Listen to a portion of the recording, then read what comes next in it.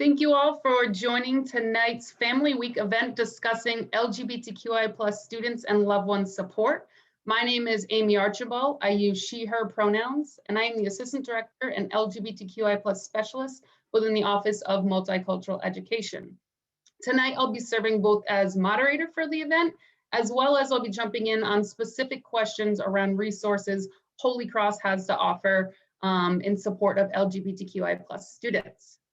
So I am here with a panel of colleagues and alumni from Holy Cross to dive into how family members and caregivers can best support LGBTQI+ loved ones, both at Holy Cross and beyond. So I have a series of questions I'll be going through and working through tonight, but at any point in time, participants feel free to drop questions within the Q&A box, and we'll work best to get through those and save some time at the end of the event as well.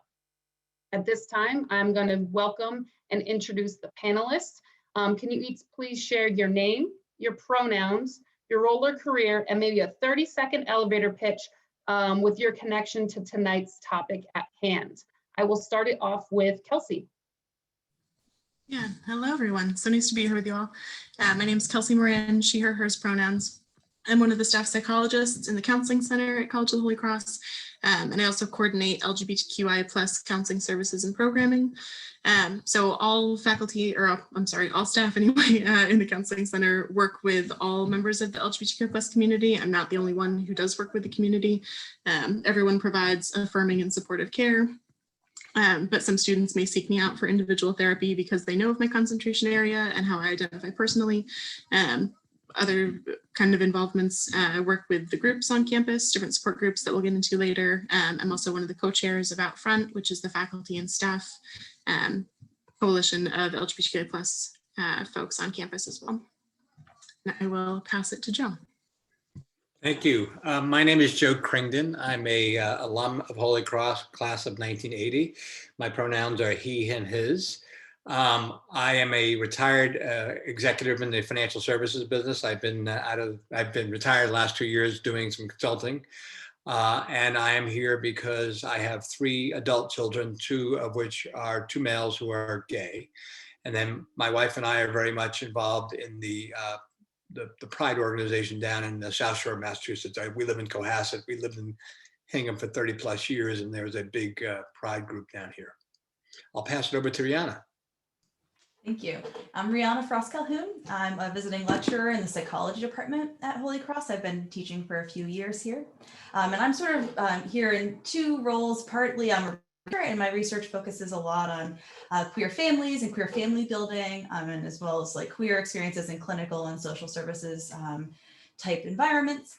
And I'm also a professor, so I can talk some about sort of that faculty and like how faculty can be supportive. Great, thank you all so much.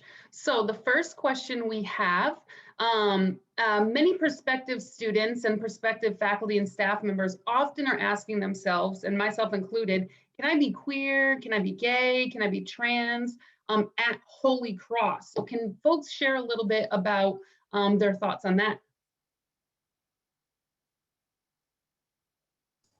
I can take that first. I wondered that when I was initially starting to interview for this position, and the answer is yes, absolutely. In fact, interviewing me brought it up without me asking, to sort of talk about how friendly, queer friendly the campus was, and like how important that was to him and our department. And I also can tell you, as somebody, I mean, that might be identifiable as a queer faculty member on campus, students are also super welcoming and often sort of like come up to me to be like, hi, are you a faculty member here? So there's a lot of sort of like welcomeness for visible people. Yeah, I'll echo that. When I was applying for my position, my title has LGBTQI+ in it, so there was some kind of very immediate indication of the college being supportive of that role, which it had not been in the past. I had worked at Holy Cross as part of my training before I came on as a permanent staff member. So I'd had experiences prior to that when this position did not exist. The first person who's worked in this position in the counseling center. So being able to see, firsthand through my own experiences in working at Holy Cross, the changes even just over a few short years between when I was there as a trainee and now being back again permanent staff. It's encouraging and really exciting to get to be a part of. I think the college at all levels is taking some pretty big steps. Hopefully will be bigger steps moving forward, but are still taking really big steps to be able to really truly be as welcoming as we want to be for our students and the faculty and staff on campus as well. Where it's, for me anyway, it's been a really positive work experience all around and being part of that culture. I'll answer that from two perspectives. One is I think it's critical to underscore that Holy Cross accepts students no matter how they identify. It's not a criteria, if you will. And I think that it's a welcoming campus. And I'd also say as an alum, I think I related this conversation with Amy. A couple of years ago, Father McFarland, who was the president before Father Burroughs, came to my office in Boston, obviously on a development kind of conversation. And we were talking, and I mentioned to him that I had 2 gay sons. And I asked him about the environment around campus. And he paused and he said, you know what? I hate to be cliche about it, but I often think, what would Jesus do? We're all children of God and they all should be treated accordingly. And to me, that meant a great deal both as an alum and as a parent.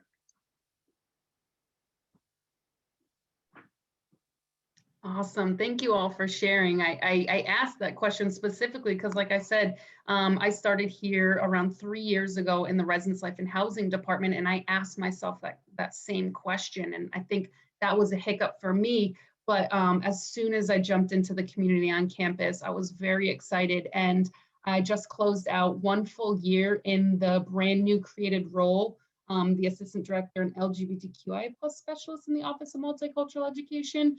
So that alone with my title and Kelsey's title just shows the immense importance that Holy Cross is putting on supporting their queer and trans students, faculty, and staff across campus. And I want to work off of that question. And my next one is, what are some of the resources Holy Cross has to offer to support LGBTQI+ students? And Kelsey, I'm going to have you kick this off, and then I'll come in and jump in after. Yeah, so thankfully there's a really long list of resources as response to that question. There are web pages that were just recently designed and redesigned on the website that kind of compile all of those resources that I believe Amy's going to include at some point later on. But there are so many different supports for students on campus if they're looking to talk to someone more like individually. My office and the counseling center, but also the chaplain's office are both very vocal and out front supporters and allies to the community, and create a lot of affirmative spaces in order for students to be able to talk about identity concerns or relationships or whatever it may be. So if they're looking for more individual support in a confidential setting, those resources certainly exist. As I mentioned before, there are a couple of support groups as well that I co-facilitate with the chaplain's office. Chaplain's office has been running the LGBTQI+ support group for 27 years, I believe this year now. So a long-standing fixture of the community as a space that's kind of open to all members of the community. There's also a separate group that is just for trans, non-binary, gender non-conforming folks, or folks who are questioning their gender identity, where there's a little bit more of a focus on gender in that space as well. So folks can kind of connect in a more intimate space for their community in that way. There's also a QT BIPOC group that OME just started running. So that's for queer, trans, Black, Indigenous people of color. So a group, it's not a clinical support group with confidentiality in that same way, but certainly is a space for queer and trans folks who are also people of color to be able to talk about the specific experiences that they have with intersecting identities. In terms of other spaces, checking my notes, other spaces on campus too, I'd mentioned one of the co-chairs of Out Front, which is the faculty and staff LGBTQI plus group on campus. So we work a lot with Pride, which is the student LGBTQI plus group on campus, to be able to collaborate on events, work on programming together, just connect with each other. A lot of our Out Front meetings are focused on, what are people hearing from the students? How can we best support them? Like, what can we do to try to help in whatever way we can, whether it's with, school stress or things that are happening on campus that are causing people stress, whatever it may be. But working really closely to create and to sustain that community in whatever way we can, and being as, especially over this past year, as creative and flexible as we can be in doing that as well. Amy, I don't know if you had other things you wanted to add to that too. Absolutely. Thank you so much, Kelsey, for kicking that off. I did drop the newly created Holy Cross specific LGBTQI plus website. So please take a look at that. And I want to highlight a couple more things. We have our Pride student organization. You can get connected right on the website there. They're in the process of actually planning their drag bingo event for April, which is awesome. Spectrum, which Kelsey highlighted, my colleague Chris Campbell takes the lead on facilitating that space. We have an LGBTQI plus alumni network, which is really, really awesome, where we invite alumni in to take the lead on programming. So we did one this past semester around thriving in the workplace while queer, had some alumni come in and really share their experiences. And every other week, there is a trip with the LGBTQI plus alumni network that does a trip down in Provincetown, Massachusetts. We had a question come in from registration around what Holy Cross does when there's hostility towards a student who identifies within the queer community. So if you check out on the website, we do have links right under the resource page, I believe, on how to report concerning or threatening behavior, but we also have an anonymous sexual misconduct and other forms of discrimination and harassment link as well for any students or their peers or friends who experience harassment based on sexual orientation, gender identity, expression, etc. We are in the process of expanding our Title IX and Equal Opportunities Office, which is absolutely amazing, to continue to create roles on campus, which were not here at Holy Cross previously. Also, another resource that we're really privileged here at Holy Cross to have is we have a newly created Student Emergency Aid Committee. So I share this as we'll get into a little bit more on the importance of supporting students or loved ones who are coming out. But in the event that maybe a student needs emergency resources, they have been kicked out of their house or they have been cut off financially, we have a safety net here at Holy Cross, not just specific to LGBTQI plus students, but this is a population that can utilize this resource for a plethora of reasons. And then we also, on the flip side, have the LGBTQI plus Leadership Fund. And this is really an opportunity for students to, if they wanted to go to different conferences, we actually hosted here a few years ago now, the Ignatian Q Conference, which is an LGBTQI plus student conference specific to Jesuit institutions. We hosted that here at Holy Cross 2 years ago, but also students, we send students to, when we're not in pandemic, to these conferences. There's a Cutie BIPOC conference, a larger Creating Change conference, but a lot of being able to thrive in the community as well. So take a look at the website, but I wanted to share that that before we transition.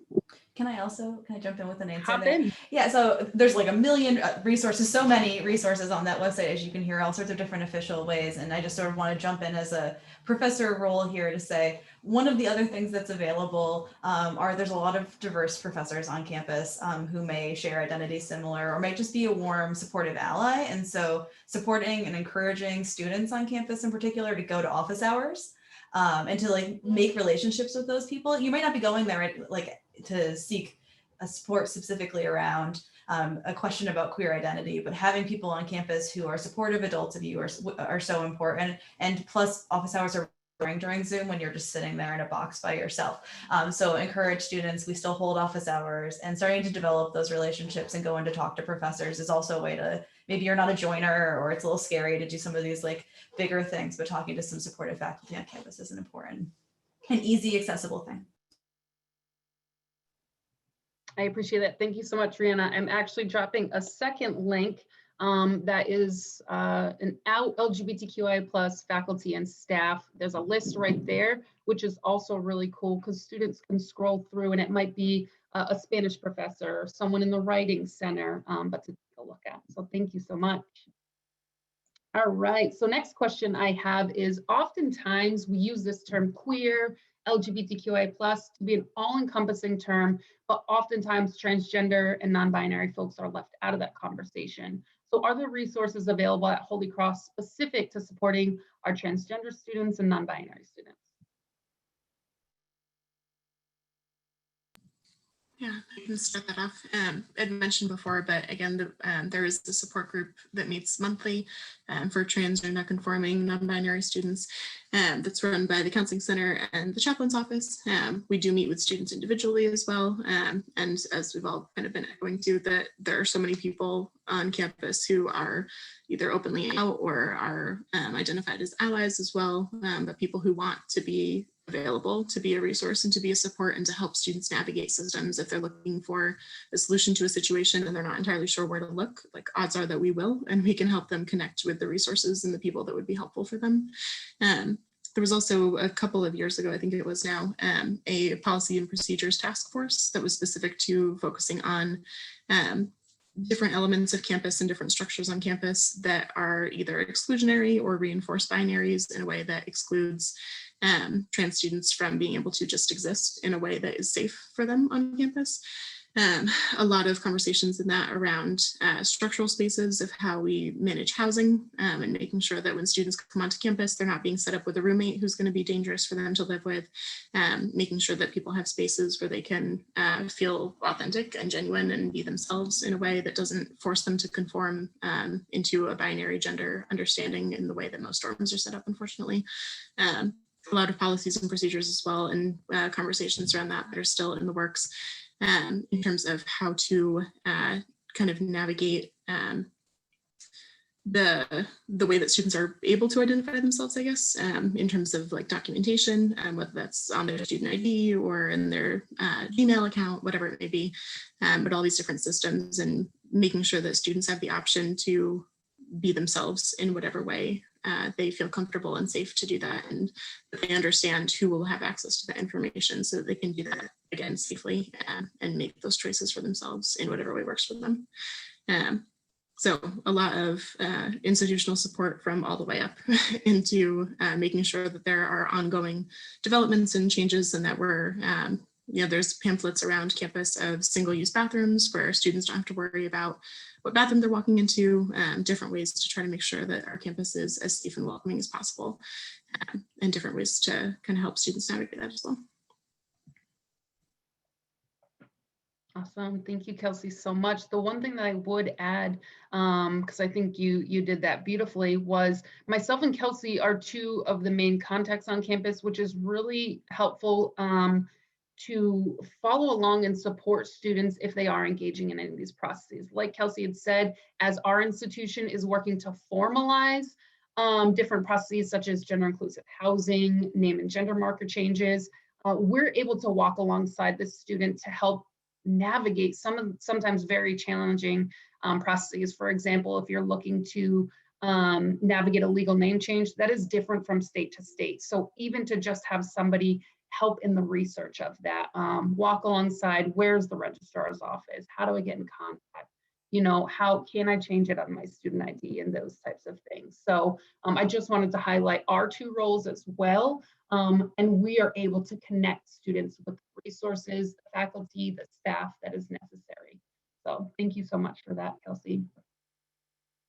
All right, the next question we have, we're going to transition here a little bit and talk a little bit more broadly and move away from specific supports at Holy Cross. But as a reminder, please drop questions within the Q&A box.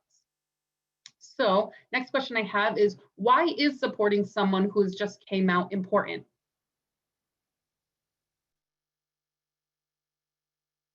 I'll jump in here. Well, first of all, I think coming out takes a great deal of courage. And it also is it's a great moment of vulnerability for the person who's coming out. And I think it's important to accept them and to make them feel as though this is normal or there's some normality to it. I know, speaking from personal experience, both my sons came out when they were in college, different times because one's older than the other.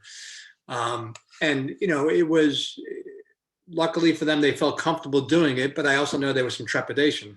I know in one particular case, I was actually on the road traveling for my job, and my son had told my wife, and then my wife said, "You need to call your dad." And he called me, and I could hear in his voice the nervousness. And he said, "Dad, and he remembered after he said, "Dad, are you okay?" I said, "Jake, if you're okay, I'm okay." I said, "This, you've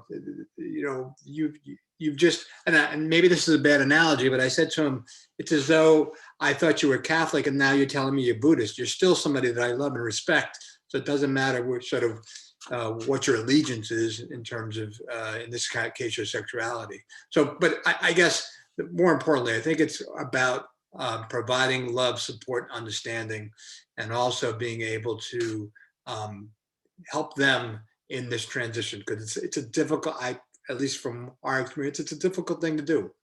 But it takes courage, and it is an exact time of vulnerability. I can add to that. I think one of the things that I think is super important to know about is how important this acceptance piece is. Often when somebody tells us about something about them that we didn't know, I love actually your analogy of like, I thought one thing about you and it turns out maybe it's a different thing. Be surprising, you might not know what it means, or maybe you're even worried for your loved one. You don't know what that might look like, or that you're concerned about that. And some of the concerns that I particularly hear a lot, and we see research a lot, are concerns around mental health impacts and like what's your life going to look like, right? Like we know that mental health might be impacted by being a queer person. We don't know if necessarily, or maybe not, can't picture like what does it look like to be an adult who's a queer person? What does that mean for your life? And so one of the things I always like to tell people is that we have really robust research to show that those two things that we worry about, what is your adult life going to look like, and is this going to impact your mental health? Are you going to be dealing with a lot of discrimination? Is that we actually know how to help that, which is being a supportive family. When we actually research this and chart it, how supportive your family is of your identity and how many problems you have around mental health, around other forms of discrimination, around having a life that you find fulfilling, they're directly related. So the more supportive you can be of your child, the more supportive you can make sure that people are around them, or you surround them with that supportive community, the better outcomes are. And it's like one-to-one. So it's really, a lot of times we don't necessarily know how to help our kids, but this one we really know. Like, so it really matters qualitatively and quantitatively. Yeah, two things to add to that. One, in terms of the increase of mental health experiences that people have when they fall somewhere under the rainbow, that when we talk about that, we tend to not emphasize that it's not the fact that someone identifies however they identify. It's the fact that they face so much garbage from the world as a result of the way that they identify. The identity is not the problem. It's the way that the world is able to support them and navigate that with them, often in dangerous and hostile ways. So just wanting to, again, kind of emphasize that with that increased risk for mental health concerns, again, the way to combat that and to counter that is to help make the world a more accepting and a safer place for people. And obviously we can't control the whole world, but we can control our immediate relationships and the people who we know who are also going to be supportive, hopefully, of that person who's coming out. The other thing, at the risk of sounding dramatic, acceptance is life-saving.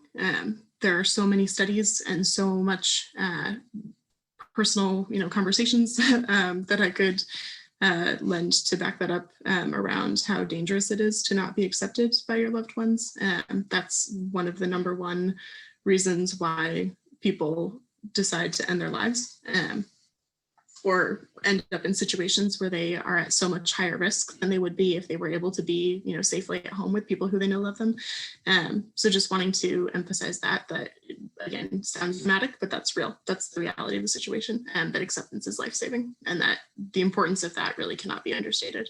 I think it tends to be less important how you are supportive and more important that you are just supportive, in whatever way you may fumble in that, or however that may feel, I don't know, like you're maybe not doing it quite right. As long as you're being supportive, you're doing it right. And that's what's going to be the most helpful thing.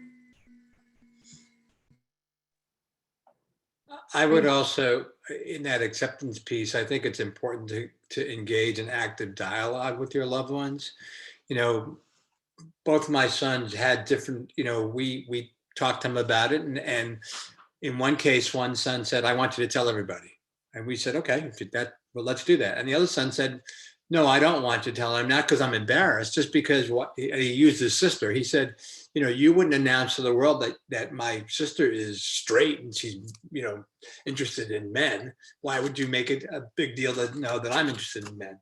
And so, you know, it's really about having a dialogue, because I think that's part of the acceptance, is knowing that you take them where they're coming from.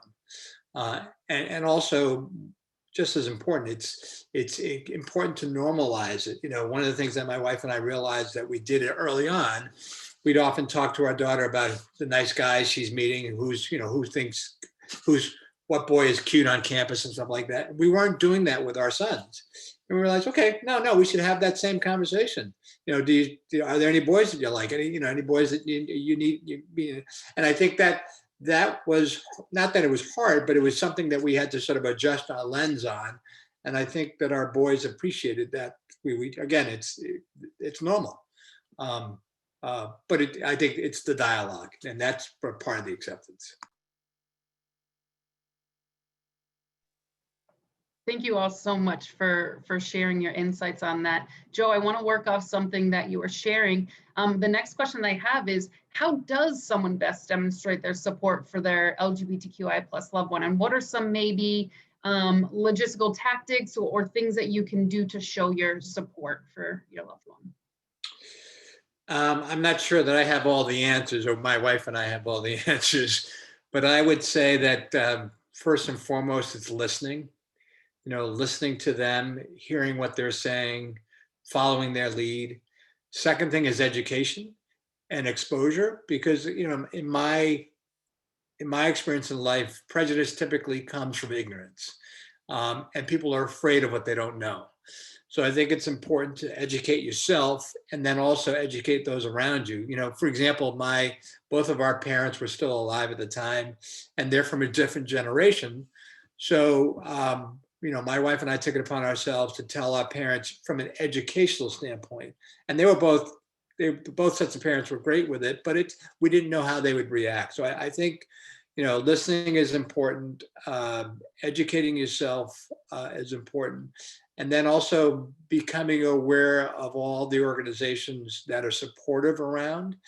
And also the fact that, you know, I think once you become cognizant of the fact that the world isn't always as you picture it to be, you know, and then you open your eyes and you realize that there are many more people in the same situation as you are. And that it is, and I hope there's one day where we don't pronounce people as, have you met my gay son, my gay daughter? Have you met my son? Have you met my daughter? You know, I think, and again, not that we do that, but I'm just saying, you know, I think that there's, you know, there'll be a day when hopefully we won't have to identify people up front as to who they are.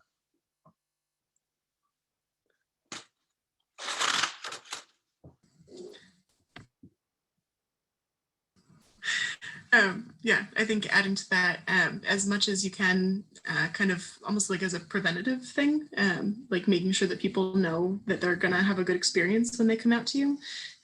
Like when I was figuring out coming out to my parents had said all the right things when I had friends who were coming out about, you know, how like excited they were for them and how upsetting it was that some of their parents weren't quite as excited or supportive. So they did everything that they could to make sure that it was really established, you know, what their stance was on coming out. And even still, it can be different when it's your own kid. And I was a grown adult. I was out of college when I came out to them. And it was still one of the scariest things I've ever done in my life. Like, I had a bag packed in the car and I told friends I might be crashing with you for a few days if my parents need some space just to process. And had a really positive experience, terrifying, but a positive experience, and have been incredibly lucky to have that kind of support at home. But even with knowing how wonderful my parents are and how supportive they are, it was still that scary. And I was still thinking in that way that I might need to find a different place to stay for a few nights.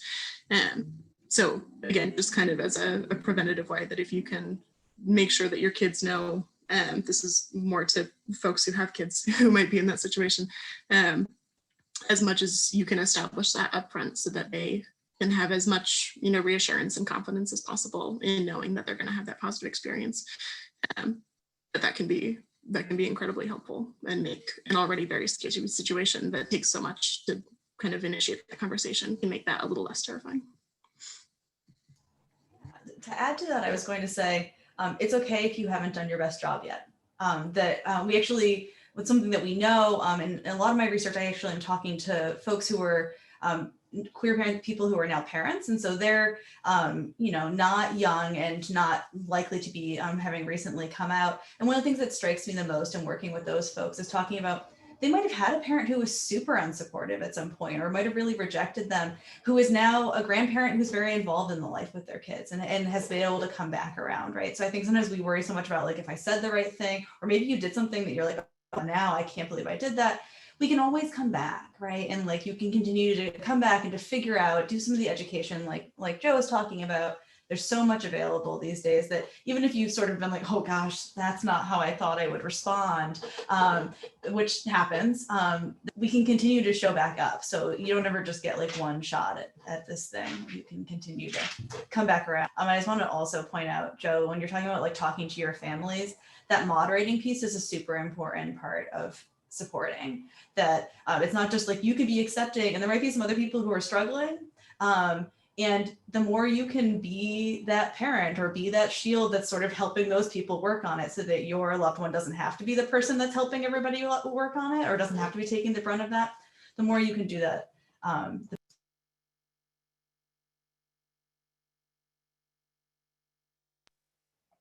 Thank you all so much. We're going to transition to some kind of like scenarios, if you may, for either parents and caregivers might be grappling with. So the first we have is, what advice would you give to someone who shares something along the lines of, I love my queer family member, however, I'm unsure how I feel about them being queer. Where do I start and what do I do with my discomfort?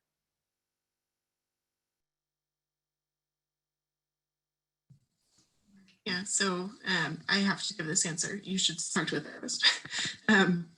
That's my official therapist advice, and advice that I fall back on constantly. If you are struggling with something and feeling that conflict and noticing that tension within yourself of, I love this person, but I don't know that I love this thing about them that I've just learned, or, whatever the situation may be, those are hard to sort through and can be so complicated and can take time, and whatever support that you can get for yourself, just to have someone to talk it out with, where you don't have to worry about being judged. You don't have to worry about, censoring yourself in whatever way. You can just say the way that you feel, and have someone kind of help you unpack that and walk through that, so that you can figure out, what does feel right for you and how you want to navigate that, and, be able to kind of untangle that for you to make that easier. But that, as a therapist in the room, that would be my first step. The thing I would say after that is, or talk to someone besides the loved one about it, right?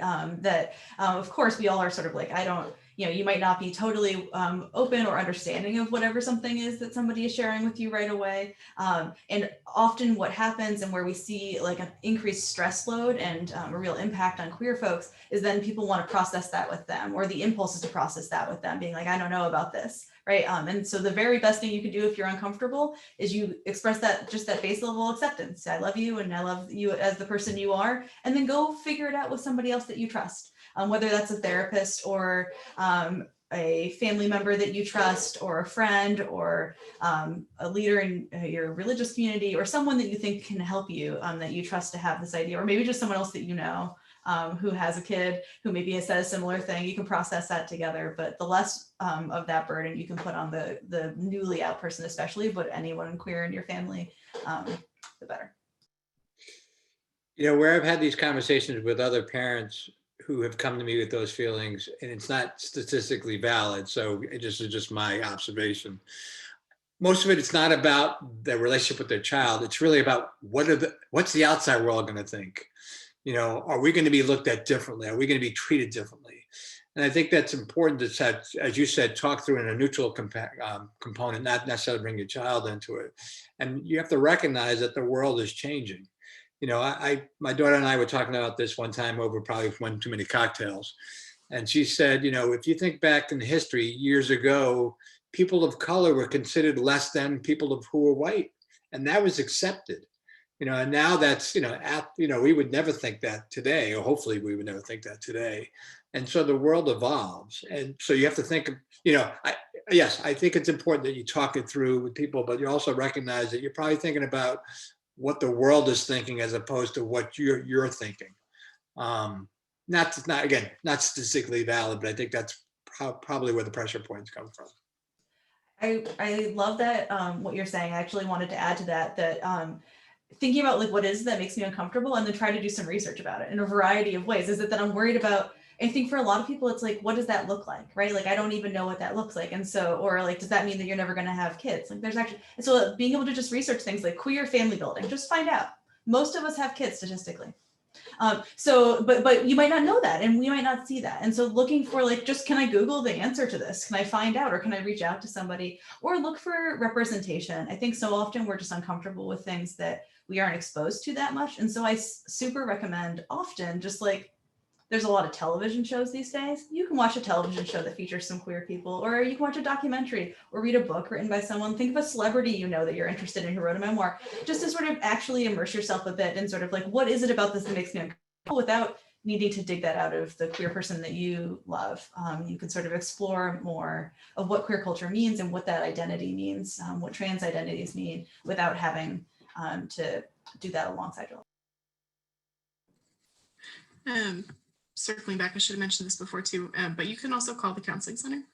We are a resource. I mean, we only provide therapy to students, like current students at Holy Cross, but we consult with everyone. We consult with parents, faculty, other staff on campus, siblings of students who are worried about them. Like, we consult with anyone.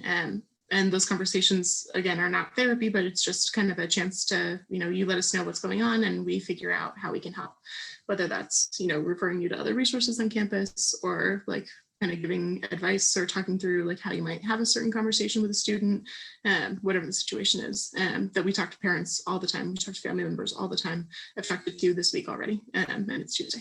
So don't hesitate to call, and we can talk usually the same day, or at least the next business day. It's like pretty quickly too, but we're available. So if you have questions and you don't quite want to sit down and have a whole conversation with someone yet, but you just want to talk through, this is where my head's at, like, what would you recommend, that we can do that, and are more than happy to help if that's ever helpful. Thank you so much. All right, another kind of scenario situation. What advice would you give to someone who shares something along the lines of, I support my LGBTQI+ loved one, but how do I talk to my friends and family who are not accepting? We started to get into this, but what would you all share in that? Yeah, so I want to plug off the bat the Family Acceptance Project. I think that you're going to share that resource.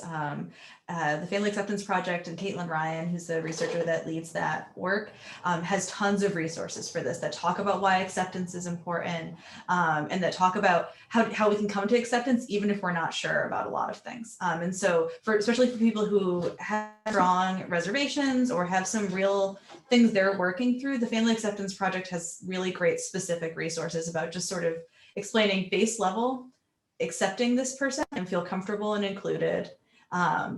What we have to do, that's how you love somebody, and make sure that they stay safe. You make sure that they don't have impulses to do things like run away or to hurt themselves, we make sure that their mental health is not being impacted disproportionately. And that's something that you can demand of people around you, or that I hope that you can demand of the people around you, that we at least take enough care, right? We take enough care of somebody, even if they're not sure, even if they're not super comfortable, they might not be going to, pride events with this person yet, but when they're around, what are the sort of first steps you can do? And the Family Acceptance Project has lots of sort of useful resources for helping people work through that.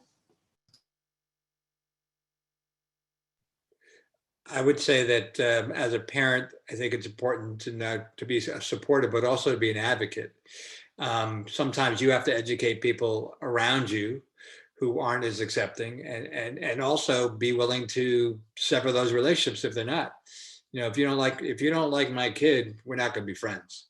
I think that's important because your children see that, and also you shouldn't be, and not that anybody would be, but you shouldn't be embarrassed by your child. There are simple things that I had to learn. Both of my sons are in relationships now, and I used to refer to their significant others as partners, and then my wife just said, no, they're their boyfriends, just call them their boyfriends. That's what you would call Molly's boyfriend a boyfriend. And I realized that that was one of those things. And the other thing too, and again, not that you need to be an avenger, if you will, but there are many times that people's language, they have these microaggressive things. I play a lot of golf with lots of different people, and people will say things out of ignorance, and I'll actually have to correct them, because I'll say that's hurtful. My son's gay. Don't use that word. Don't use that term. And I think that's important, because if you don't stand up to that, then people think that it's okay. So I get back to the first thing. I think you need, as a parent, you need to be an advocate for your child. You have to make sure that they know you're proud of them. And then you have to educate those around you who aren't perhaps as accepting, and hopefully they come along with you. And if they don't, be willing to sort of part from those relationships, because you need them to be supportive on a no holds barred basis. Yeah, I think this is another piece too, like talking to the person who's coming out to you to see what would be helpful to, where some people, like Joe, you had mentioned before, with talking to your and your wife's parents, there's some people where, they know that certain family members aren't going to be accepting. So like, we're just not going to tell great Aunt Sue, like she's just not going to know, and that's fine. And figuring out, what boundaries like the person who's coming out to you feels comfortable with, where if they're all on board with, like cut them out if like they're not going to be supportive or understanding or be a decent human being about who I am and how I exist, then good riddance. But some people also may, want to minimize the impact that their coming out has on, disrupting family dynamics or breaking up friend groups or whatever it may be, in kind of those worst case scenarios, where that can also be a good conversation to have of, this is what my gut instinct is telling me and wanting to protect you. Does that work for you? Is that something that feels like that would be helpful, or would you rather I approach this in a different situation or a different way? And being able to kind of include them on that, to collaborate with them whenever possible too.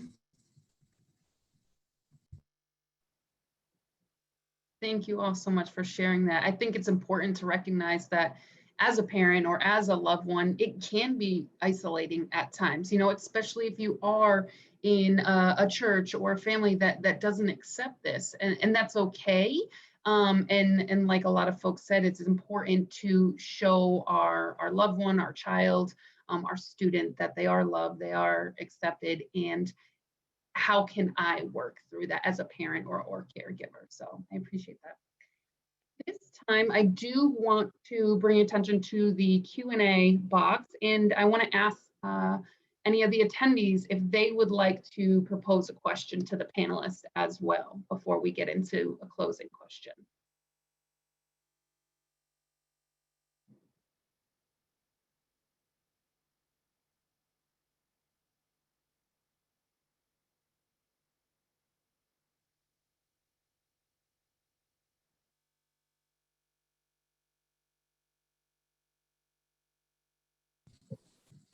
Just a quick plug. If you have a question that you're not sure is like an okay question to ask, I'm going to feel fairly comfortable saying that we would all rather you ask us than ask like your student or ask a person who's just coming out to you.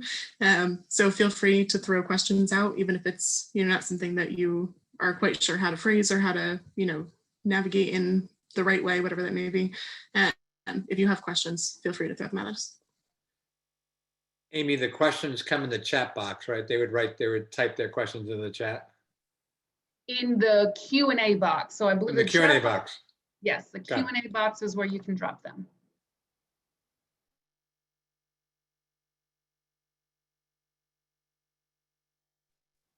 Awesome. So the first question we have here is, as a prospective student, are the resources shared available to me this summer, or do I have to wait until I enroll this fall? I'm happy to pop in first and then other folks can share. Absolutely, you can reach out to us. I will be sharing a document before we close out here that has my contact information as well as Kelsey's contact information. So you can reach out to us specifically, or you can just peruse the website. But as a prospective student, please, we welcome you to reach out, and we would love to meet you. Yeah, from the counseling center perspective, so we, like I said before, we only work with currently enrolled students. So the instant that you are officially enrolled at Holy Cross, we can start therapy if that's something that you want to do. That we are available to work with students with the telehealth piece, because we're only using telehealth right now. Hopefully that'll be different in the fall, but we've been able to navigate, yes, have been able to navigate that in terms of crossing state lines, because there are legal concerns about what states we're licensed to practice in and how we navigate that in other states. But we've done all of that research. You don't need to do that research. We can help figure out what will work and how we can make things as helpful as possible, whether that's just, you know, we kind of check in, like we're not going to start therapy, but we're just going to check in a couple of times over the summer until you're able to, you know, get on campus or get into, for me, Massachusetts or Rhode Island where I'm licensed, and being able to kind of navigate that. But that counseling center fee is covered as part of your health services service fee. So there's no cost for our services. Like, we don't go through insurance. No one knows that you're in therapy. It's a separate system, a whole separate network from the college. Everything is kept completely separate and confidential. And the instant that you are enrolled, we can get going in whatever way is helpful. But as Amy said, feel free to ask us questions anytime. And we can, you know, talk more specifically about what it is that people are looking for and how we can help set that up as soon as possible if people are looking. One other thing that I would like to plug as well, especially if there are prospective students and families on here, feel free to start following us on social media. So both the Pride Student Organization on Instagram is just Holy Cross Pride. And then the OME, the Office of Multicultural Education, is Holy Cross_OME. So just for you to start seeing what types of programs we're putting out, to start getting connected with students on campus as well. All right, we got another question in the chat box. How do you ask your child their orientation, or should you wait until they come to you? So I'd say, obviously, you know your relationship with your child the best. And so what you do certainly will rely on that piece. If it's not something, if you don't tend to ask personal questions of your child and you would only ask this one, or that's not a normal way of interacting, it might be pretty startling. So we don't recommend a different approach. Basically, however you normally are as a parent, you want to continue that normalcy. I think Joe sort of pointed out that like idea of normalcy. But some things that you can do early, especially if you're thinking, I have a suspicion or an idea that this child might be queer and might not know if they can tell me, just like Kelsey was saying, that it's important to sort of make it clear that it would be okay, is to start thinking also just about the language you use. Like when you ask them about if there's someone that they're interested in dating, you can really explicitly make it clear that the gender of that person could be many genders and you're okay with that, right? So you could sort of be like, are there any like guys or girls that you're looking at on campus that you're interested in, right? You might be able to actually ask that question if that's a normative thing that you might do in your community, because often what we don't realize we're doing is we're using language where we're assuming straightness until otherwise specified.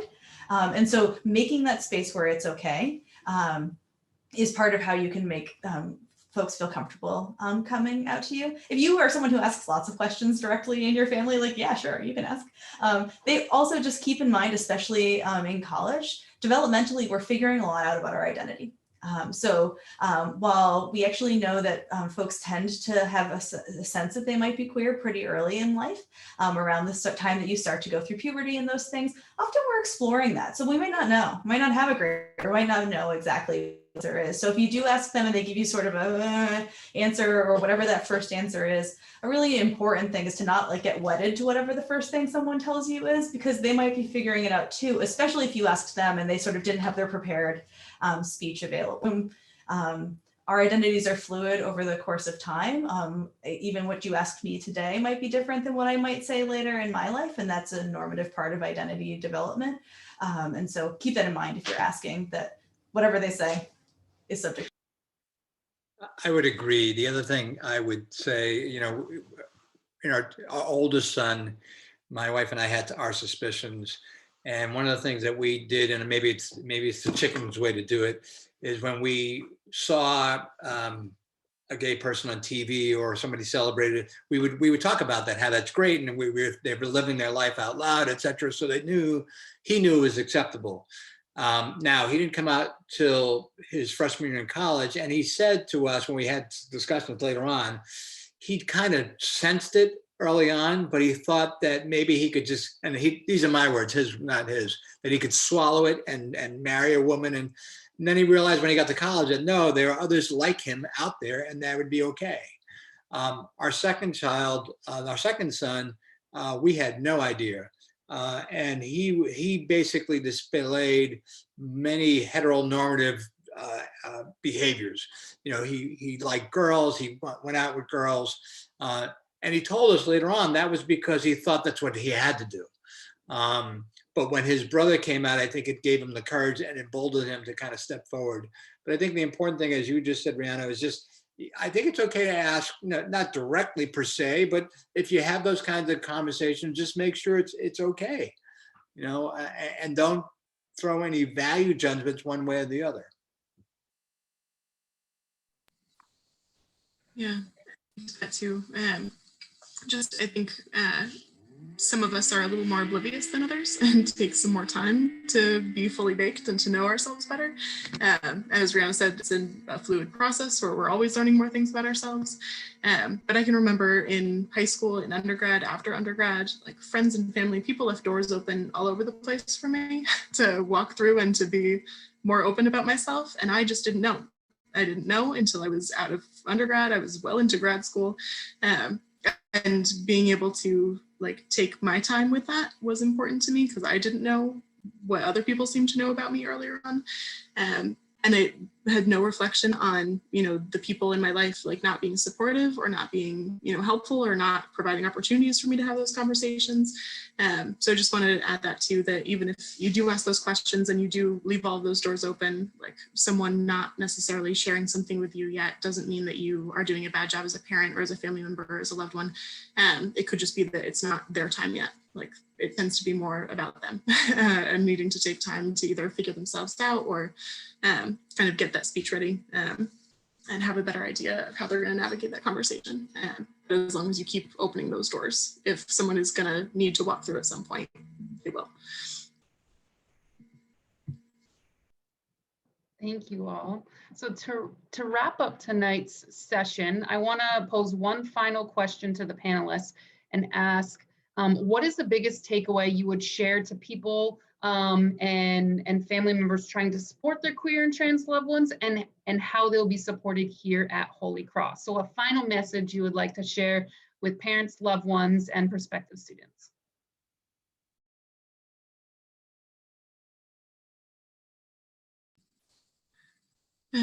For me, the most important thing that I hope people leave knowing is that we're here for you.